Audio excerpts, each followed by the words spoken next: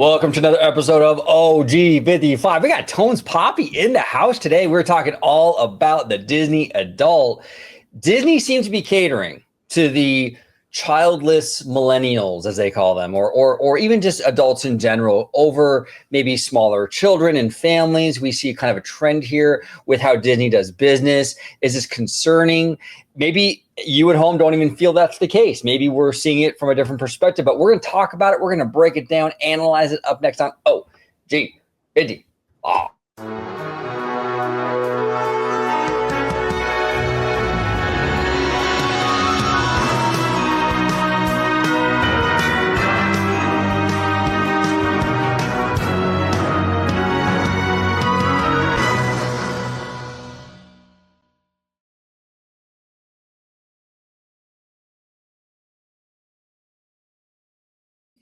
Welcome aboard, everybody, to another episode of OG55. Today, we're talking all about the Disney adult, why Disney may be focusing mostly on them compared to kids and families. We're going to talk about it. Before we do, I want to introduce my fantastic panel. I got TonezPapi of Bad Thought Studio in the house. Tones, welcome back, sir. Thanks for having me, boys. I always appreciate it. With this, for those who've watched the channel and watched me on here, I'm not the biggest park goer, but this topic specifically is me because I've only been to Disneyland as an adult. So that's another reason of why I want to talk about this. And I think it's going to be pretty interesting. So I can't wait. Yeah, absolutely. Tones, where can everybody find you on social media, my good friend? Yeah, you guys can find me at Tones_TV on TikTok. Also go to my YouTube channels, Bad Thoughts Studio, Bad Thoughts Podcast. I got to admit, I've been a little busy on other things, but I will eventually go back to those. So if you guys want to go hit those up, I do a lot of movie reviews, episodes of TV shows, trailer reactions at Bad Thoughts Studio. So go give that a follow. There he is, Mr. TonezPapi. We got the Italiano. George, how you doing today, and where can everybody find you on social media, sir? Doing good. It's always a great time discussing these topics with you gentlemen. And yeah, you can find me right here on Orange Grove 55 with Citrus Corner with all that sweet, juicy, but sometimes sticky Disney news and info. And you could also check out my new YouTube channel, Citrico Central, sister channel to Orange Grove 55. There we go. Okay, let's talk about this. This is a hot button issue. Look, Disney has over the past, I don't even know now, maybe 20 years, maybe slowly starting to cater more and more to like the adults, right? We saw it with Michael Eisner when he built the Pleasure Island over there at Walt Disney World, right? We see it even just here at Disneyland Resort. I mean, we see in downtown Disney a bunch of bars. We see alcohol being introduced into Disneyland with a few locations in Disneyland, such as like Oga's Cantina and what have you. So it's no longer a dry park. Alcohol is literally everywhere at DCA. It's crazy. So we see this kind of like this push by Disney to sort of like cater more and more towards adults, drinking age adults and older and what have you, and maybe less and less focus on the family dynamic. Tones, I'll start with you, man. What do you think? Now, you've only been to the parks a few times, but I mean, do you think there is a shift here? Do you think this is a strategy by Disney to sort of get away from, maybe not completely away from kids, obviously, but like maybe trying to tap into this other demo for a while? Yeah, I mean, and it's a good strategy. We kind of talked before this, where the money that is being brought to these parks are the adults. The adults want to also have fun. And, we're in a world, I mean, we've always been in a world where alcohol is a huge source of the fun for adults. Not necessarily me, but I don't mind having a drink or two, especially when I'm out with my friends and family at the park enjoying myself. I wouldn't mind having a drink or two, and this necessarily isn't just about the drinking. It's about the environments at these bars and at these restaurants that sell alcohol.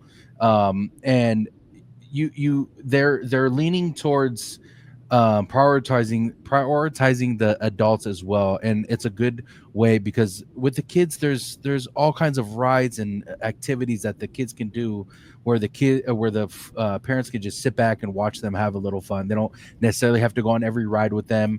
If they're big enough, they don't necessarily have to do every single thing with them, obviously, from a distance, what I'm saying, but the kids have enough to do where the adults might not have as much especially if you want to have a good time as an adult. The money, like I said, the money is of course the main purpose of why they're doing it.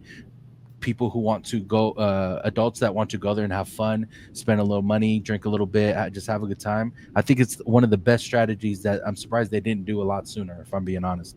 What about you, George?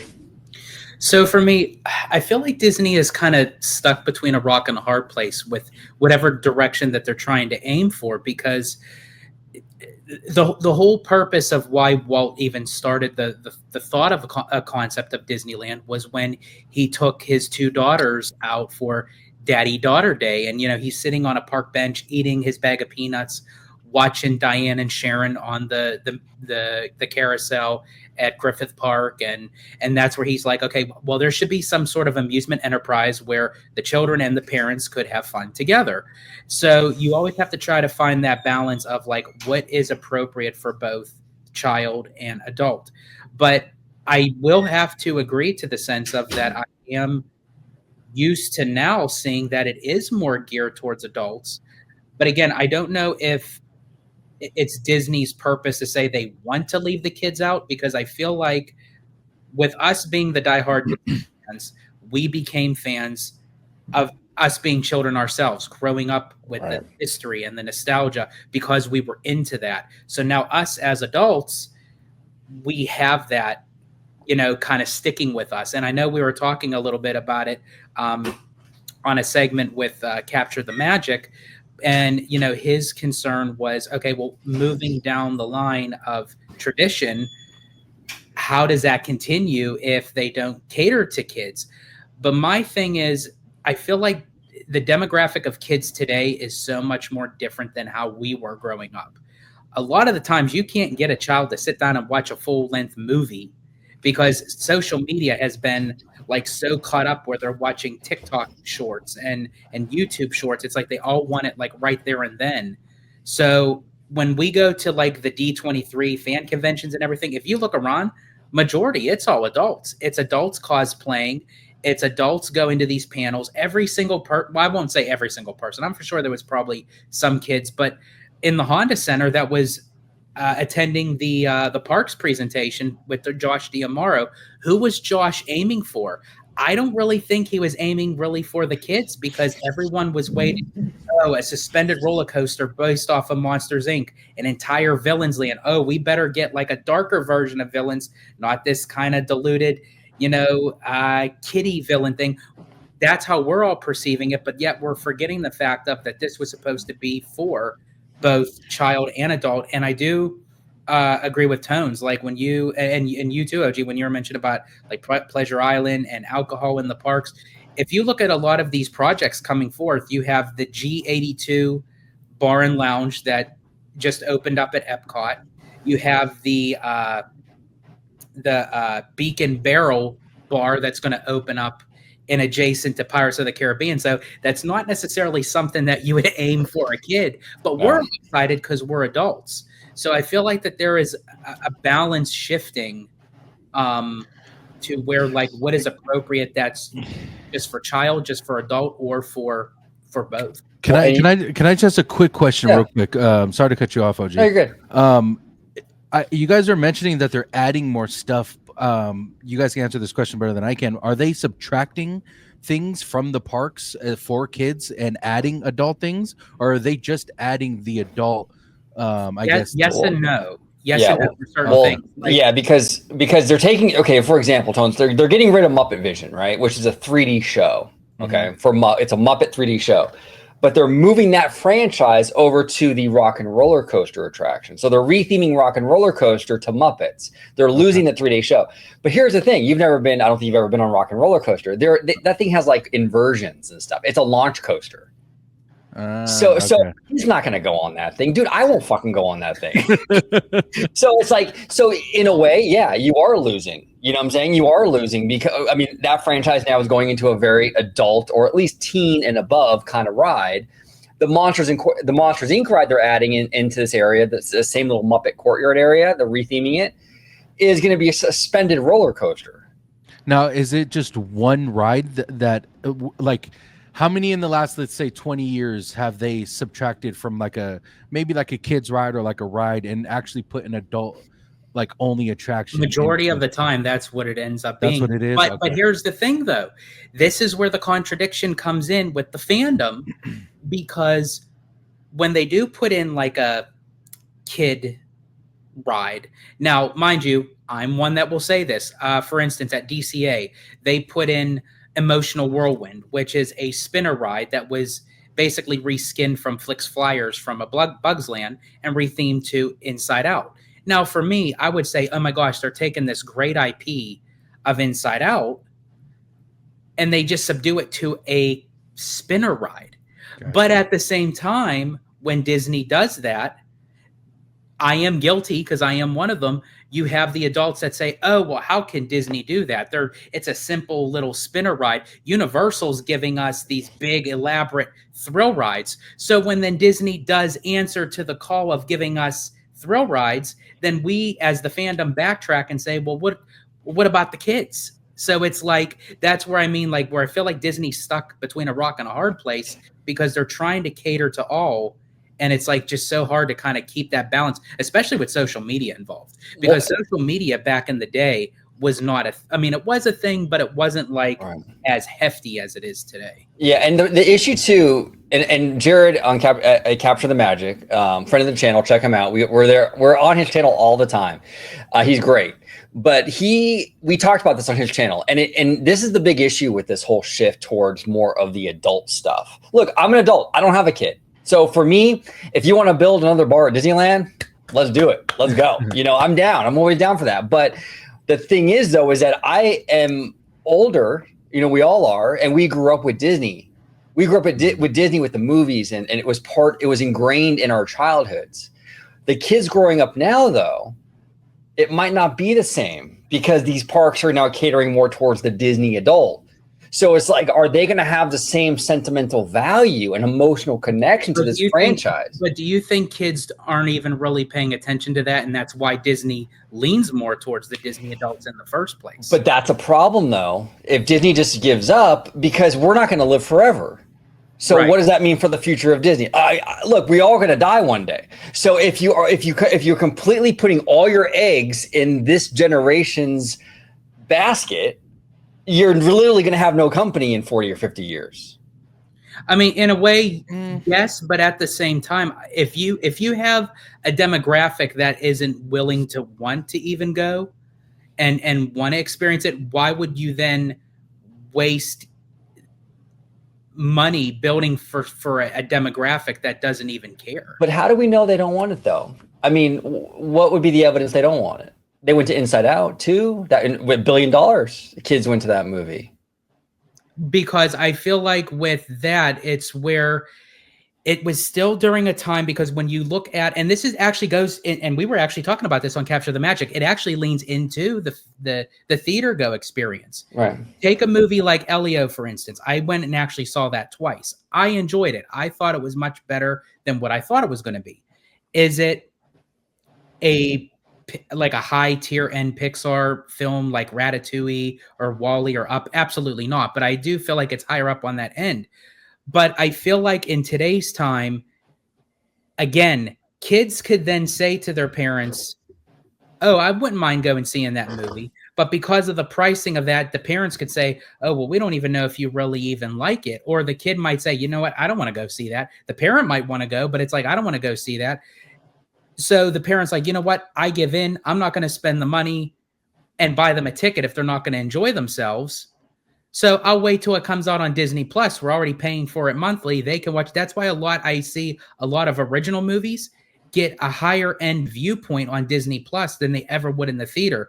With Inside Out 2, it was a phenomenal success in the theater because it was already a past movie that a generation had watched, that it resonated with people. So by the time it came to the sequel, people are like, oh yeah, we have to see this. That's why people are going to go see Zootopia 2. That's why people are going to go see Frozen 3 and 4. That's why people are going to go see Toy Story 89.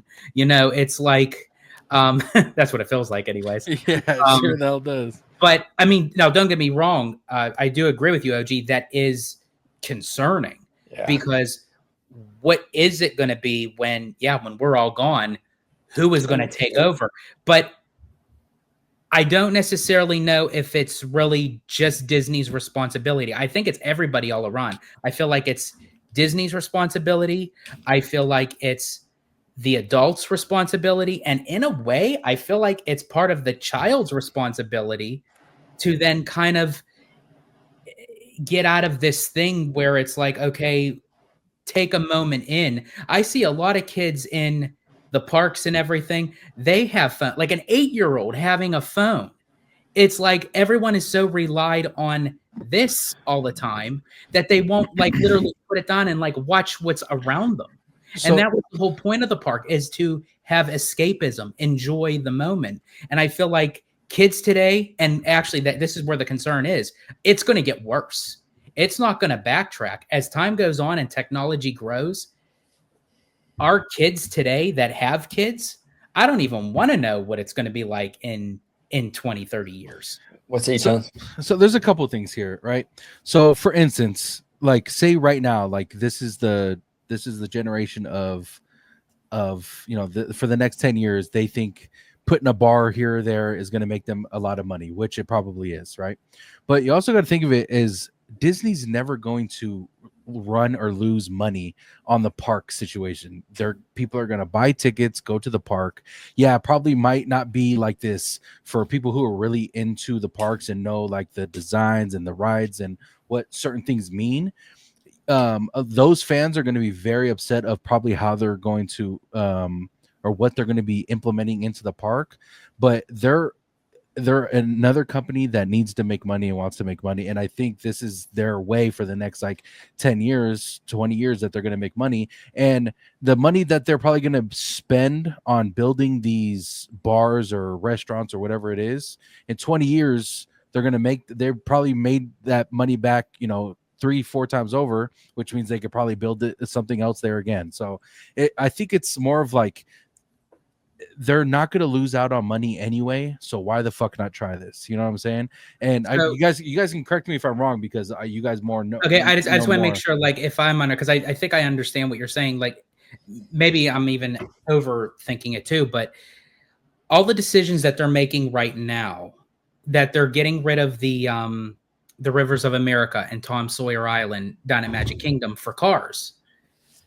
Even though that people may have a nostalgic or a feel of the Cars franchise, maybe down the road when all these kids become adults, they're not going to look at Disney as, oh, we're going to go to this place because it's nostalgic to us. They may be looking at the parks to say, hey, cool rides. Like they got a suspended roll. They might not even focus on and care the fact that it's Monsters, Inc. They may just see it as, oh, it's a suspended roller coaster that, we're into that. That's cool. Like, and I'm not saying right now, I'm saying like down the road, if events still continue, because to me, as I said, it feels like it's just going to get worse. Well, and here's the issue though with that. This is the concern I have with that. And I'm not like a purist, right? Like I'm not one of these people that's like emailing Disney to like, save the river and all that stuff. Like I am fully in support of change and progress at Disney, right? The issue with that though, where future generations are more like completely apathetic or emotionless with these places, is that the stuff doesn't matter so much anymore. So Disney a lot of the diehard fans that care keep Disney in check a little bit. Like they're not going to tear down Pirates because they know the backlash would be crazy. But if you have a whole generation of fans that don't give a shit, what does that mean for some of these things that we care about? You know what I'm saying? Because there's no protection. But do you think that's the route that it's going to go within like 50 years? After the fact that we're all gone. I honestly think we won't have a say-so in it one way or the other, but 50 years down the road, the way things are looking now and where it's moving, I think that's where Disney is like, you know what, even though we may not want to see it and we don't want, but in order to keep the company going, they're going to have to move along with the demographic that's going to be around. And not just that, like, okay, don't get me wrong. I am a nostalgic person. I love looking back at the old days and I love reminiscing about things. But the world that we live in now, where you don't even know if something's AI or fucking real, like they have to somehow do that with the park. I mean, I'm not talking about necessarily that, but they have to update the parks so it can be appealing to a lot of people. Okay, Disneyland's going through a construction where they're upgrading everything, or they're upgrading a lot of things. Fans are going to want to see that eventually. You know what I'm saying? And especially when they're coming up with new animatronics and new rides, they're going to come out with a lot of new movies, and they're going to want to probably put those in the parks. I think And we already eventually, kind of seen that even with Epic Games, like of how they're going to incorporate the theme park experience into a gaming world Yep. and vice versa. And they can make a ton of money doing that, because Epic Game. I mean, we had this discussion a while ago. Epic Games is huge now, especially with the whole Fortnite and all that stuff. But they're going to want to update the park eventually, because of all the new stuff that's probably going to be coming out in the next 10 to 20 years. If it's not new rides, or if it's not new animatronics, if it's not new technology in general that they have the capability of implementing in the park, why not do it? For one, it's going to be amazing to watch. It's going to be, but I do get the nostalgic part of it, because looking back, like, oh my God, this is, this ride, and this is this ride, because it is very fun to go back and see I things hope that you that's saw. not the case. That's just the way that it seems like. And it seems like it's going, correct. And thank God for me that if it was to be that, thank God it'll be around the time that I will be gone, because I would have a serious, huge problem with that. Well, and here's the issue too. And this is kind of interesting, right? Like with Universal, for example. Universal is building an entire park for kids in Texas. As Disney is building more bars in their parks and going more adult, Universal is going to take their whole theme park thing and make it all for kids. Is that going to spell even more trouble for Disney? Because now the kids have a place to go. And if you like, here's the thing too. If I was a parent, I would still take my kid to Disney, even though there's a bunch of bars in the park. You know what I'm saying? But a lot of parents feel uneasy about that, walking by and seeing a bunch of people drink with their kid. Are parents going to opt for Universal because they got? Do they really though, OG? Do you really think that? And in all honesty, it's a genuine question. Do you think that people will not want to walk by, this bar because there's alcohol there? Like, I think having people that are intoxicated around your kid, for me personally, I wouldn't mind that. Some people with different value system, even more conservative, might have an issue with walking past something and seeing a bunch of people drinking and being loud and kind of sloppy. I mean, I think that could be an issue for some families. Now, that's not for me. Like, I would still take my kid to DCA. I wouldn't have a problem with it, but I could see someone who is maybe more conservative values maybe would have an issue with that. Now, to answer to what you were saying about the kids resort, two things. I think that's where, again, the balance comes in, because Universal was always geared towards the teen and adult. Now they're trying to pull back. Disney's trying to pull forward, because they were always geared towards. So that's where I feel like the balance is. Now, the thing with the kid resort, and I'll reserve judgment until I actually see this open and how the numbers go for sure. Because for me, with the kid resort, that it's going to be more geared towards like a park like Sesame Place or Legoland. It's going to be just geared towards young kids. I don't know a park entirely dedicated to kids, how much that is still going to withstand alone, as opposed to a whole entire Universal resort. And I get Universal's way of saying, okay, let's spread this stuff around. Me personally, I would have loved to have them put in that kids park adjacent into an already existing resort, because that's where you can have the balance of that. You would have to literally fly to Texas, spend money just for your kid alone to have fun.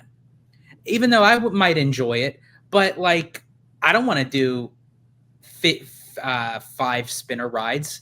Like, I don't want to do a kiddie coaster. Like, I don't want to do, like, it could be interesting, but like, and I would probably do it for my kid, but at the same time, it's like, and this is where I think that both Disney and Universal need to, again, find that balance to utilize for adults and kids all intermixed. Now, with DCA, I am glad that they're getting the Coco boat ride, because that is something that DCA needed. They needed a good family dark ride. And the fact that DeMauro said that Coco was going to be on the same caliber as Pirates and Haunted Mansion, that's a good sign. So at least they're still doing stuff like that. But I feel like one way or the other, Disney has to tap into adults while still keeping with the kids, and Universal needs to tap in with the kids and keep it adult.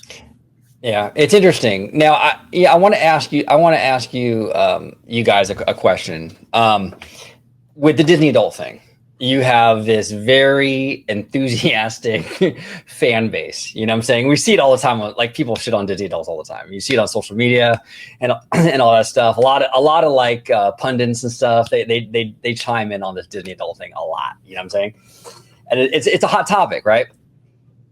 As Disney adults, the diehard fan base, the ones who go all the time, the ones who dress up with the lounge fly and the ears, and it's like a whole thing.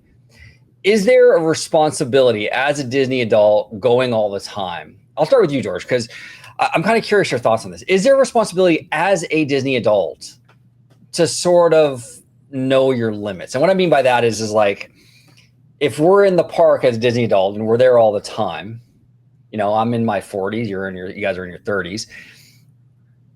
Say you're waiting for the fireworks, and you got a primo spot, and you got a family behind you with 2 little kids. Well, no kid's gonna see the fireworks with my fucking hair in front of them. You know what I'm saying?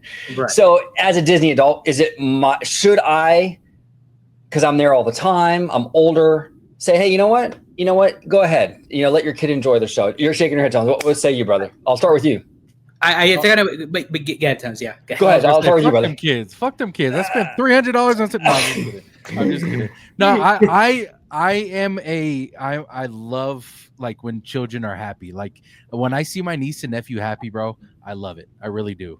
But I spent how much fucking money for one to get there and for my ticket, and probably at the fireworks, I'm spending the whole day walking my fucking fat ass all over the park, and I got a good spot. Sorry, little guy. Let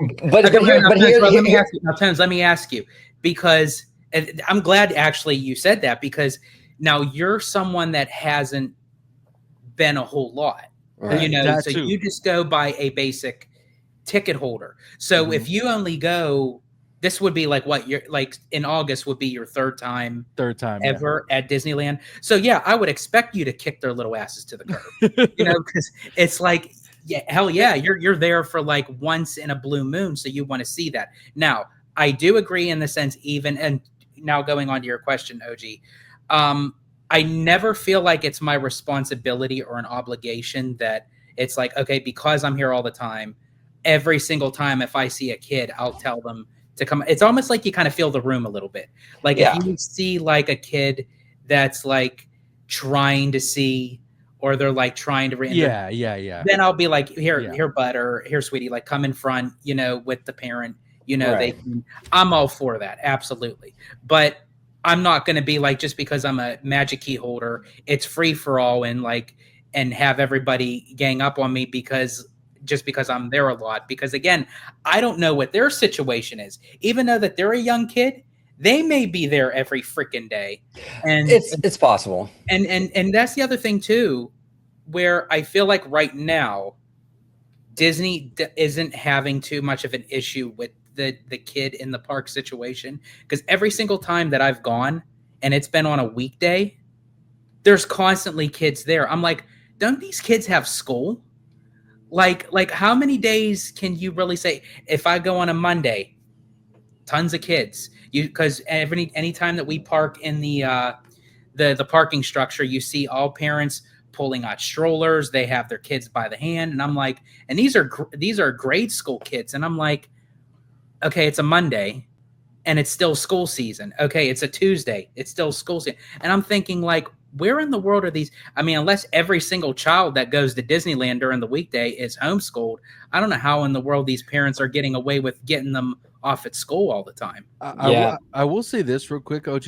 Yeah. The Disney adults do have a responsibility when it comes to drinking, when it comes to alcohol, and not to the point where you're not allowed to drink in front of a child, because obviously there's hundreds and thousands of children there. You're gonna eventually a child's gonna see you drink whatever you're drinking, but as a responsibility as an adult to be shit faced in the park. Even Disney, in a sense, has a responsibility to make sure they don't serve these adults every day, like the whole day. Yeah, they may get a shitload of money for it, but you might lose a lot of money too if this motherfucker falls off a ride because he's too damn drunk. You know what I'm saying? So exactly. And you don't want to fall off Goofy's Sky School, bro. At all, bro. You know what I'm saying?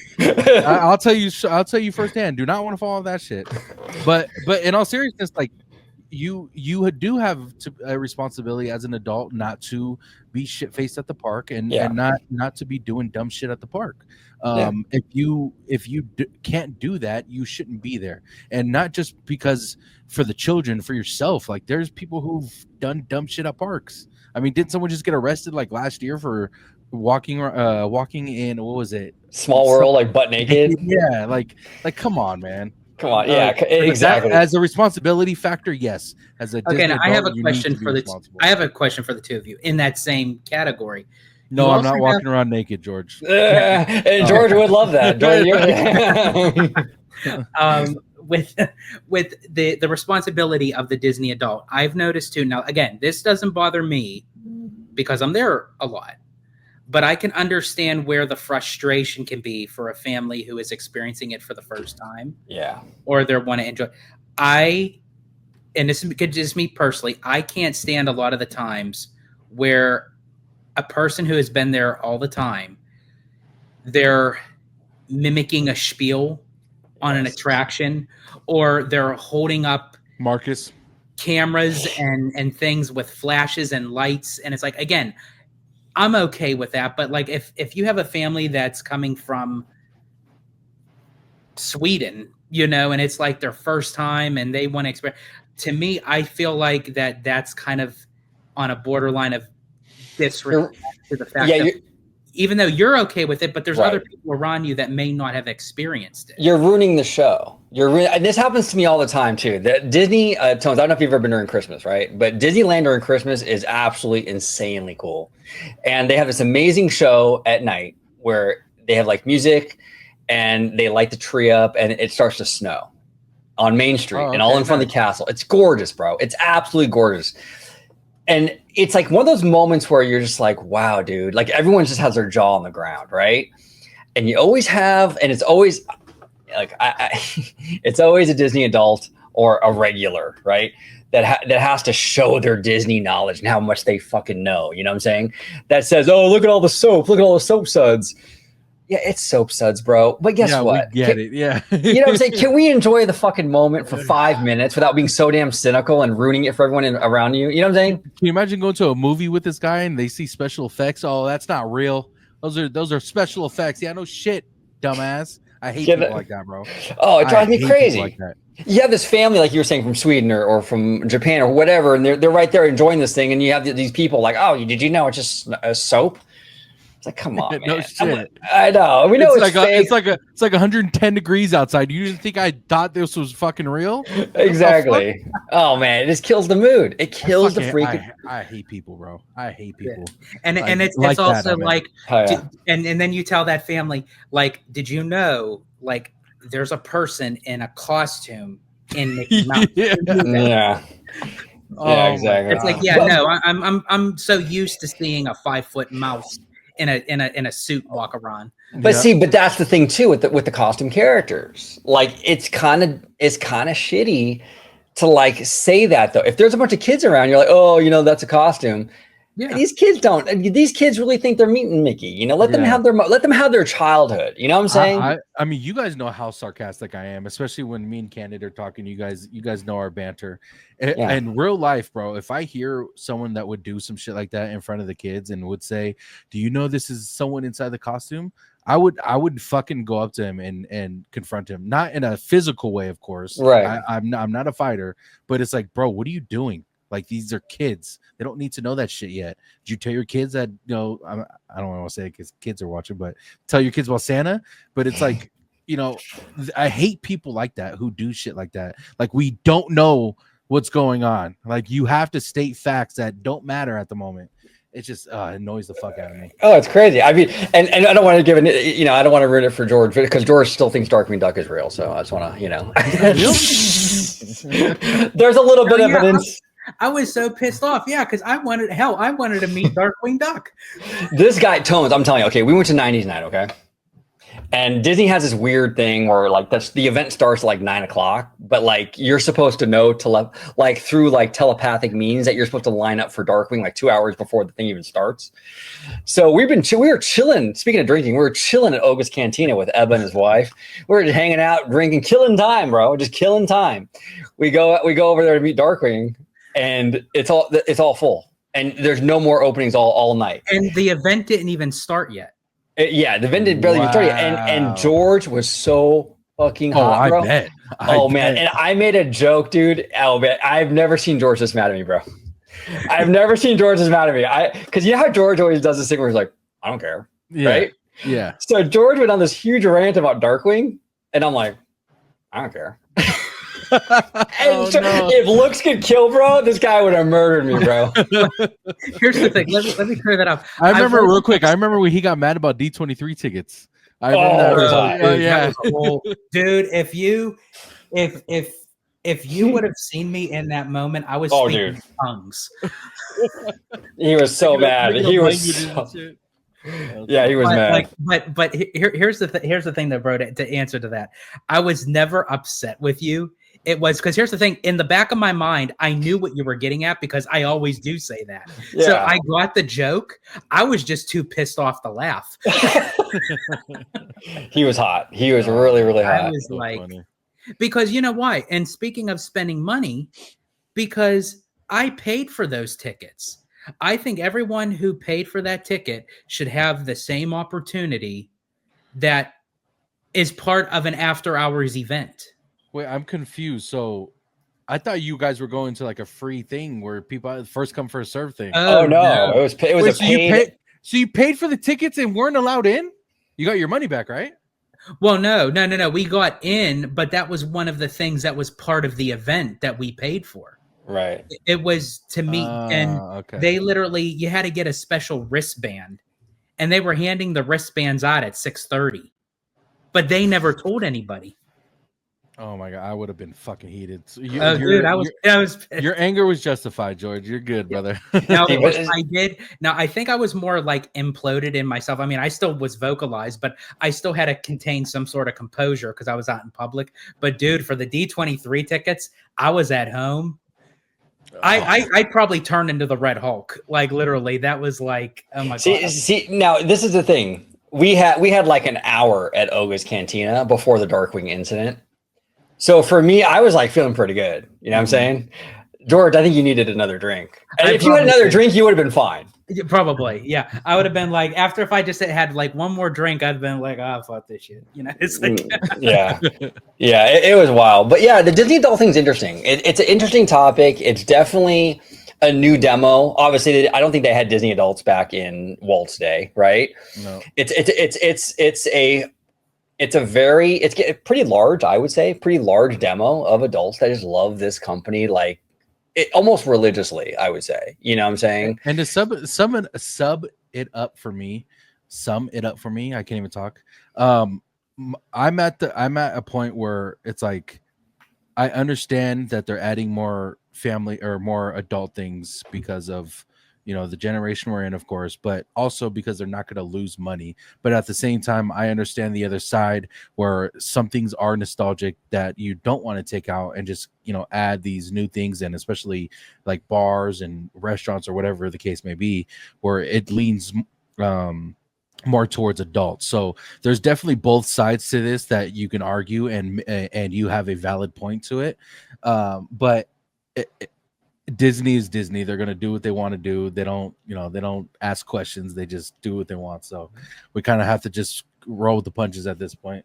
Yeah, no, 100%. So we'll see how it all shakes out. You know, it could be just a trend, and maybe Disney will kind of look. Vegas, perfect example. I don't know if you remember, Tones, like back in like the 90s, there was a big push for like Vegas to go family friendly. You remember that? Like back in the day, like with all like the themed stuff and all that, they were really pushing for like, yeah, in the 90s, they were really pushing like families to go. They wanted to make it more of like a destination for the whole family. Yeah, I'm telling you, if I was 13 years old, I would want my mom to take me to Jubilee.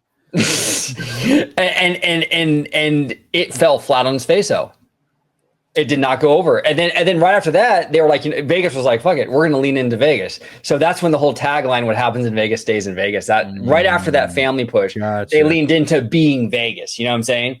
Or actually, speaking of that, you mentioned Vegas, OG, even like with the overall theming right now, like even take like if they weren't pushing like for the family thing, just the overall theme, like with the Mirage and Treasure Island, and a lot of these over themed hotels. Like you were telling me, you were like, this is like an adult version of Disneyland because of the overall theming, but they're tearing all these historic Vegas locations down and they're rebuilding them back up, but they're making it more luxurious and more contemporary, where it's like there's no theme to it. Yeah, and that's been a criticism. You're right, George, and that's been a criticism a lot of Disney too with their hotels. They're stripping away a lot of the fancy stuff and kind of making it more minimalist. A lot of fans don't like that. It's an industry trend right now. It's kind of crazy, you know. Are you a Vegas guy, Tones, or not really? I've been to Vegas once. I had some of the best coffee I've ever had in my life there, and I'm a barista. Oh, nice. I mean, the women there are beautiful, but I'm not a. Wait, I'm sorry. You had the coffee or the barista? I'll tell you that when we. No, but like Vegas, it's a gambling city. You know, I'm not a huge gambler. I really never had the best luck when I do gamble, so I never really leaned in towards it. But the shows and the events that happened there that I went to were really fun, I got to admit. And walking down the strip, just talking to, genuine people, like we stopped a bunch of times and had some good conversations with people from all around the country. And it was fun. I had a lot of fun. But as far as the gambling part, not a fan, but everything else, yeah, I really enjoyed there. Did you go clubbing and stuff when you were down there? No, we went for Super Bowl weekend. I don't remember if we did or not. I got drunk at 8 a.m., so we might have. Nice. But there was a bunch of clubs that we could have gone to. I remember there was a huge fight. We went to a bar. There was a huge fight outside of the bar, and we were recording it and it was fun, dude. And it wasn't like a crazy people going like a brawl. It was just a one-on-one kind of fight, but it was fun. I enjoyed myself. And isn't that something too? This is like completely totally off topic, but even like back in the day, like even if there was like a fist fight, like you would have a fist fight like back in the day, and then like the next couple minutes, the two of them are talking like bullshitting and everything. Now it's like today you can't even joke with anybody. I have a real funny Vegas story. This happened when I was 8. Me and my buddy were 18. Okay, we were 18 years old, and my buddy Alan, real into my buddy Alan loves sports. He's a big sports guy, big basketball guy, right? Me too. Yeah, so we went to Vegas for the Victor Awards. I don't even know if they still have those, but we went there for the Victor Awards, and it was actually my first time in Vegas. Okay, so we went to Vegas, and my buddy Alan, he was like, I mean, you're 18. You're shy with the women. You know what I'm saying? So we're at the Las Vegas Hilton. That's where we were staying, right? And we look across the way, and there's this dude, like 10 out of 10 baddie Latina with blonde hair. Okay. And my friend Alan was like, "Oh man, that girl, she's so fine, bro." Like, I'm like, "Oh, she's standing right there, bro, all by herself. Talk to her.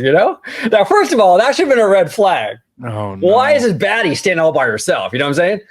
So that's unusual. So I'm like, "Go talk to her, bro. Go talk to her." He's like, "I don't know, man. I don't really do that." Right? I talk him into talking to her. So we go over there, and he starts chatting it up. And her name is Norma Jean. That's what she said. My name is Norma Jean. My name is. The second red flag. Second red flag, right? Norma Jean. What was she? Fucking 90? Like no. She was beautiful. Freaking beautiful.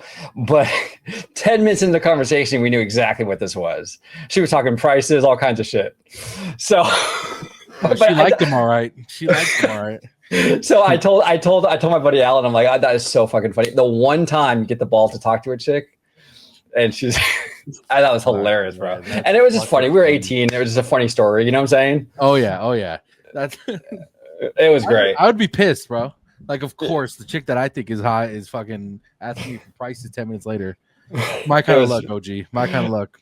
It was fantastic. But gentlemen, really good conversation today, all about Disney adults. It's a topic that I think needs to be talked about from time to time. You know what I'm saying? Because it's a big part of our community, obviously. You know what I'm saying? And yeah, so it's interesting. Everyone down below, everyone that watching this, comment down below with all your thoughts on everything we talked about.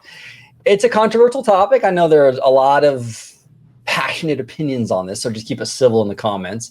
But the Italiano, I'll start with you. Where can everybody find you on social media? Absolutely. You can find me right here on Orange Grove 55 with Citrus Corner with all that sweet, juicy, but sometimes sticky Disney news and info. And you could also check out my new YouTube channel, Citrico Central, sister channel to Orange Grove 55. There we go. There we go. And Mr. TonezPapi, where can everybody find you on social media? Yeah, first of all, thanks for having me, guys. Of course. George said he will shave his beard if this video gets 100 likes, so make sure you guys hit that like button. But please definitely hit the hundreds, because this thing gotta go. And yeah, you guys can find me at Tones_TV on TikTok. Go to Bad Thought Studio for my YouTube channel as well. But thanks for having me, boys. I appreciate you guys, man.